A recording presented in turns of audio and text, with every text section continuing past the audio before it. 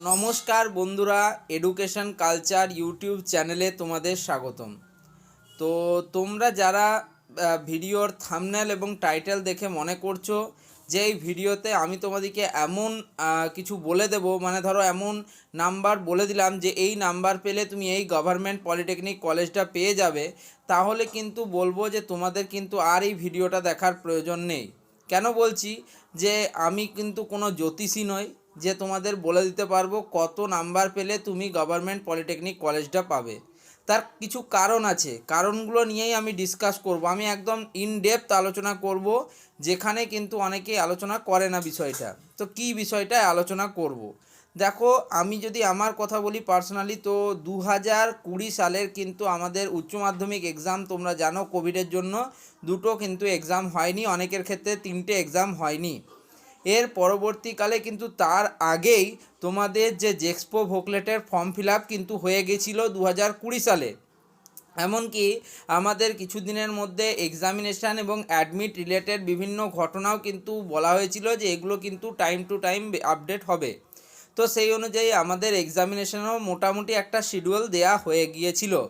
But এমন একটা পরিস্থিতি, তোমরা জানো যে কোভিড-19 অতিমারির পরিস্থিতি তৈরি হয় এবং সে বছর কোনোভাবেই ফিজিক্যালি অফলাইনভাবে তোমাদের জেক্সপো এক্সাম নেওয়া সম্ভব ছিল না। তখন যদিও এই ভোকলেট বলে দ্বিতীয় বর্ষে সরাসরি অ্যাডমিশনের ব্যবস্থা ছিল না, বাট জেক্সপো এক্সাম কিন্তু তখনও হতো। এটা আমি একদম 2020 সালের কথা বলছি। তো সেই 2020 সালে কিন্তু কোনো এক্সামিনেশান হয়নি এবং তোমাদের মাধ্যমিকে প্রাপ্ত মার্কস, একদম ভুল কথা যেটা আমি তোমাদের বললাম, মাধ্যমিকে প্রাপ্ত মার্কসের উপর তোমার কিন্তু র্যাঙ্ক ডিসাইড হয়নি।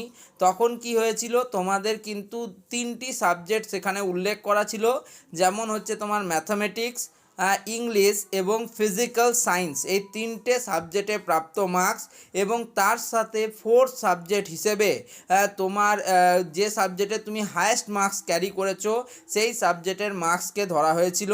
এবং তার উপর আরও বিভিন্ন ফ্যাক্টর সেখানে কাজ করেছে, যেমন ধরো তোমার প্রাপ্ত নম্বর এবং আরেকজনের প্রাপ্ত নম্বর যদি সেম হয়ে যায়, সেক্ষেত্রে সেখানে তোমাদের মধ্যে টাই হলে তাতে আবার প্রথমে দেখা হতো যে ম্যাথে তুমি কে বেশি পেয়েছো, তারপরে সেক্ষেত্রেও টাই হলে আবার ফিজিক্যাল সায়েন্সে প্রাপ্ত নাম্বার দেখা হতো, ফিজিক্যাল সায়েন্সেও টাই হলে পরবর্তীকালে তোমার দেখা হতো যে ইংলিশে প্রাপ্ত নাম্বার বা 4th সাবজেক্টে এরকমভাবে হতো। এবং লাস্ট ক্রাইটেরিয়া হিসেবে তোমাদের যার বয়স তুলনামূলক বেশি, দুজনের মধ্যে, দুটো ক্যান্ডিডেটের মধ্যে, তাকে কিন্তু আপার র্যাঙ্ক দেওয়া হয়েছে বা দেওয়া হতো। এটা আমি 2020 সালের কথা বলছি, যখন আমাদের টাইম হয়েছিল। আমি একদম তোমাদেরকে স্পষ্ট বলছি। তো কিছু সময় যাওয়ার পর আমি কিন্তু আমার যে র্যাঙ্ক কার্ড সেটাও তোমাদের শো করব এবং দেখিয়ে দেবো যে কিভাবে কিন্তু র্যাঙ্ক ক্যালকুলেট হয়েছিল। বাট এবার ধরো তুমি র্যাঙ্ক করেছো 100, বা তোমার ধরো র্যাঙ্ক হয়েছে 1000, দুটো স্টুডেন্ট আছে, 100 র্যাঙ্ক করা একজন স্টুডেন্ট আর 1000 র্যাঙ্ক করা একজন স্টুডেন্ট।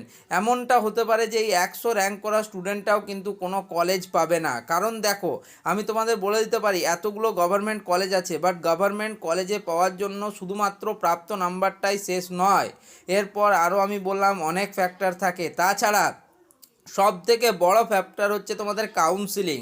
তো কাউন্সিলিং তোমাদের জন্য প্রচণ্ড প্রচণ্ড ইম্পর্টেন্ট। ওকে, এই কাউন্সিলিংই নির্ধারণ করে যে তুমি প্রাইভেট কলেজে যাবে না সরকারি কলেজে যাবে। এমন দেখা গেছে যে খুব ভালো ভালো র্যাঙ্ক করা স্টুডেন্ট তারা কিন্তু ভুল কাউন্সিলিংয়ের জন্য প্রাইভেট কলেজে ভর্তি হতে হয়েছে। এটা আমি মিথ্যা কথা বলছি না, তোমরা প্রচুর উদাহরণ এরকম রয়েছে, তুমি পেতে পারো।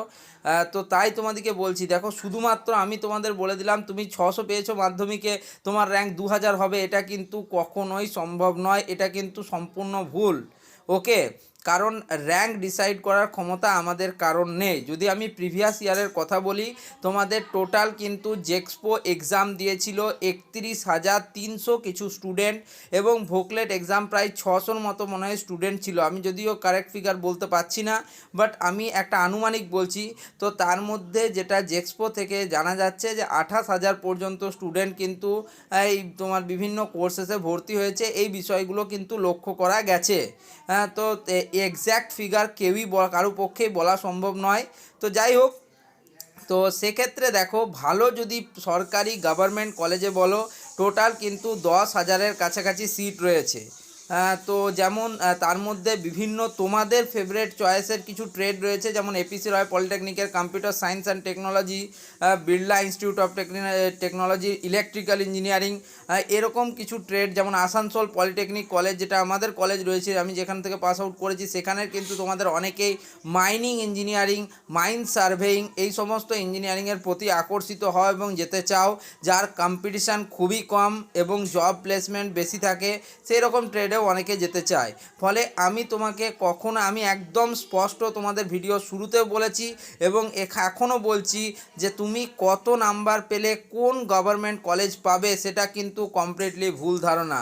এমনটা হতে পারে কোনো স্টুডেন্ট মাধ্যমিকে প্রাপ্ত নম্বর হচ্ছে তার 450, বাট সে ম্যাথ এবং ফিজিক্স দুটোতেই কিন্তু ফিজিক্যাল সায়েন্স 100 পেয়েছে, সেক্ষেত্রে তার র্যাঙ্ক করার প্রবাবিলিটি, আর আরেকটা স্টুডেন্ট যে 600 পেয়েছে বাট তার দেখা গেল যে ম্যাথামেটিক্সে তার প্রাপ্ত নম্বর 50 এবং ফিজিক্সে হচ্ছে 70, সেক্ষেত্রে কিন্তু যে 100 পেয়েছে তার কিন্তু প্রবাবিলিটি অনেক বেশি থাকবে ভালো র্যাঙ্ক করার। ওকে, তো এইবারে আরেকটা কি সুবিধা হয়েছে বলো তো, এখন যে কাউন্সিলিংগুলো হচ্ছিল তাতে কিন্তু কিছুটা হলেও প্রবলেম হচ্ছিল, বাট যেহেতু এই বছর মাধ্যমিকে প্রাপ্ত নাম্বারের ভিত্তিতে হচ্ছে, সেই হিসেবে আমি যখন করেছিলাম তার সাথে এর অনেকাংশে আমি মিল খুঁজে পাবো এবং তাতে তোমাদের কিন্তু আমার গাইড করার আরও অনেক অনেক সুবিধা হবে বলেই আশা করছি। এবং তোমরা যদি আমার চ্যানেলের সাথে থাকো, একদম পারফেক্ট নিউজ, পারফেক্ট কথা, এর বাইরে কিন্তু কিছু হয় না, সেই সমস্ত কিন্তু তোমরা দেখতে পাবে। যদি তোমাদের জেক্সপো ভোকলেটের কাউন্সিলিং রিলেটেড ভিডিও দরকার হয়, তাহলে তোমরা কিন্তু 2023-এর যে প্লেলিস্টটা আমার রয়েছে সেই প্লেলিস্টটা দেখতে পারো, সেখানে কিন্তু টোটাল পুরোপুরি কথা বলা রয়েছে, এমন কোনো ভিডিও নেই যেখানে অর্ধেক তোমাকে জ্ঞান দেওয়া হয়েছে। তো যাই হোক, ভিডিওটা যদি ভালো লাগে অবশ্যই কিন্তু ভিডিওটা বন্ধুদের মধ্যে শেয়ার করো এবং তাদেরকেও জানাও যে শুধুমাত্র প্রাপ্ত নাম্বারের ভিত্তিতেই বা মাধ্যমিকেই তুমি কত পেয়েছো তাতেই তোমার র্যাঙ্ক, এরকম কিন্তু কোনো ব্যাপার নেই। যাই হোক, ভিডিওটা ভালো লাগলে অবশ্যই কিন্তু চ্যানেলটিকে সাবস্ক্রাইব করে রাখতে হবে তোমাদের। ভালো লাগলে একটা লাইক অবশ্যই করে দিও এবং একটা কমেন্ট করে রেখে যাও, আমি যাতে দেখতে পাই যে হ্যাঁ একজন স্টুডেন্ট হলেও তারা কিন্তু ভিডিওটাকে তারা দেখেছে কমপ্লিট। তো যাই হোক, ধন্যবাদ।